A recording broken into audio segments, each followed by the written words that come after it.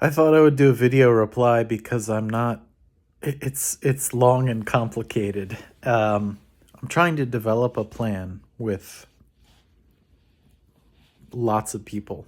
Um, I'm working with Poor People's Army, but also other groups and individuals across the country, and we're trying to have ongoing conversations, gathering intelligence, like what is actually going on out there, what people are experiencing, um, how people are feeling, and what they're struggling against, what they're struggling for, and then coming together in groups on Zoom and in person to analyze that, to think about how to be involved with various struggles to push people to the next step. And maybe most importantly, kind of analyze what's going on in society right now and what stage do we think we're in so that we can really determine the best way to have an impact. And so I think the major thing right now is connecting with people, is studying and analyzing where we're at, and then bringing new people into it to be a part of that process. And we think the long term plan or how things are going to develop is that we're in an economic revolution right now as big as the industrial revolution, as big as the agricultural revolution, but it's around electronics and computers. And we think it's really important to study the impact of that and what it means for all of us. And what we think it means is that we're at the point where all human labor can eventually be automated, which would be great if the people owned the machines and made decisions on how to use them and how to make things and how to distribute goods, but we don't own them. The corporations, the billionaires, the government that works with them, et cetera, et cetera. So these tools, these new economic tools, how we make things, how we produce things, are a fundamental change that we've never seen before. For all of human history, in class society, the rulers have needed masses of people to exploit to make things, to produce things. And this is the first time in human history where we're not needed to make things. And it's only the beginning of that, but we've seen how quickly it's developed in the last, 50 or so years, and it's just not going to stop. So then that begs the question, if we are having less and less jobs, more and more homelessness, worse and worse income, so people can't buy the basic necessities of life. That's why we're seeing a rise in homelessness. That's why we're seeing, food lines and all that. If people are losing jobs, good paying jobs through no fault of their own, they're going to need to find a new system that will provide for them the basic necessities of life: food, clothes, housing, shelter, communication, healthcare, education, all the things, we think are human rights that we need, but all the things that the billionaires and the corporate elite think are commodities that they can control. So we're also studying, how the ruling class, how the people in charge are seeing this and analyzing it themselves. And there's stuff to read, there's videos to watch, there's lectures to hear, and they're planning for a time when there will be more and more people unemployed, permanently unemployed, more and more people homeless.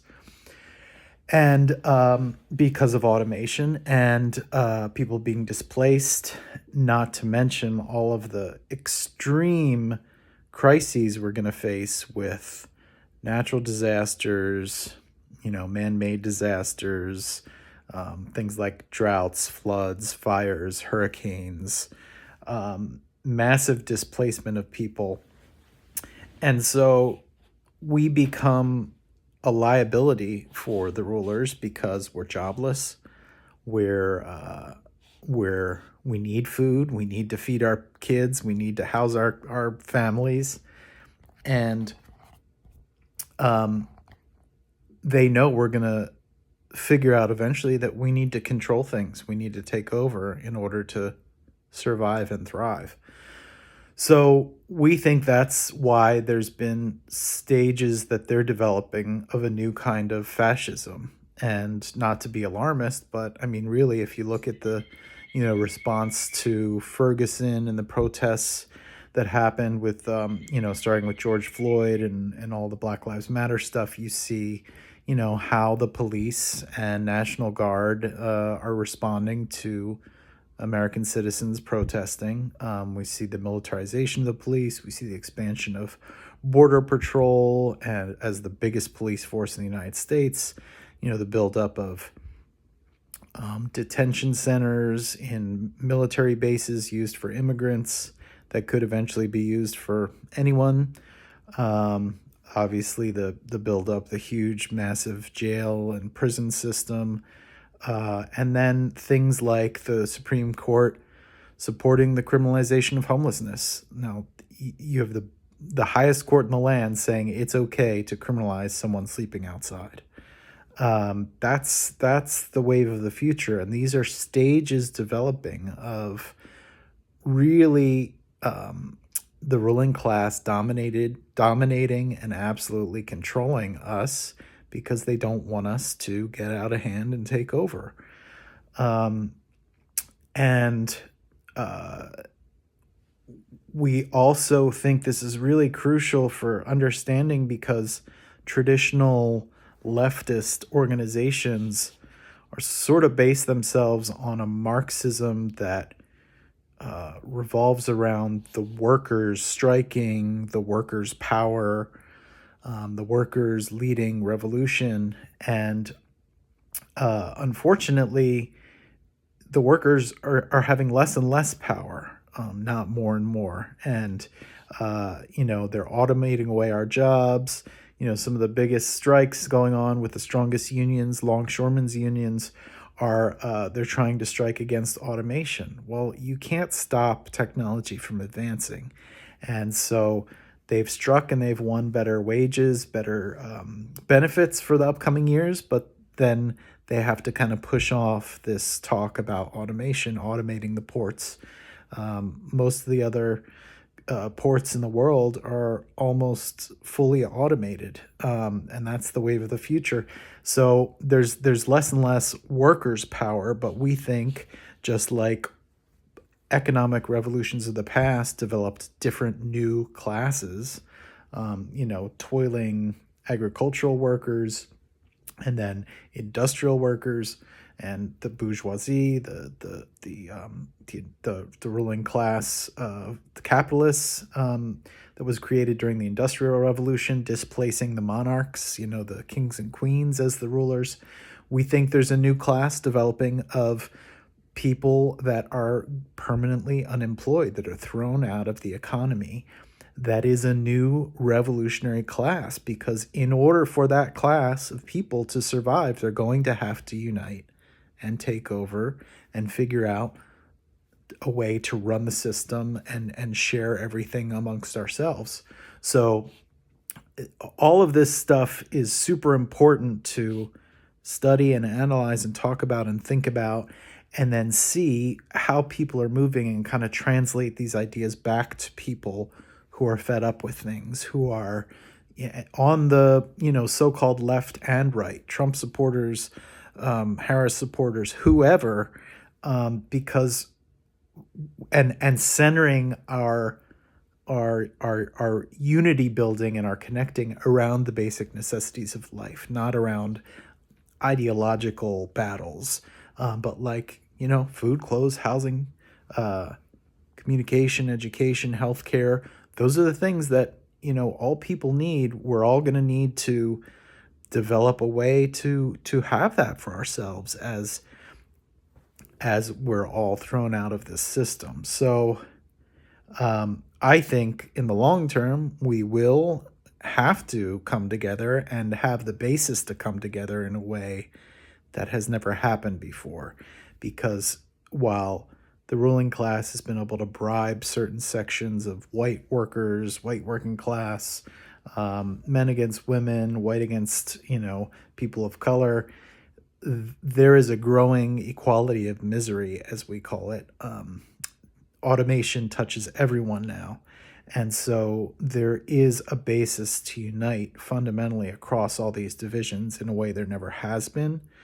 And we also have the means with this amazing new technology to provide for all of us in a way that we've never been able to do before. So there's a fundamental basis now to take care of all humanity, for humanity to thrive. So we want to come together. We want to analyze these things. We want to gather intelligence. We want to talk about them. We want to go back out into our communities and sort of try and translate these ideas back to people, show people where they're going, and bring them into conversations, and be patient with people who have different ideas, but agree with us on certain things, and build. I mean, that's really the only thing we can do at this moment right now. And we do think that in the coming years, within my lifetime certainly, there's going to be mass upsurges of people trying to change things, trying to fight back.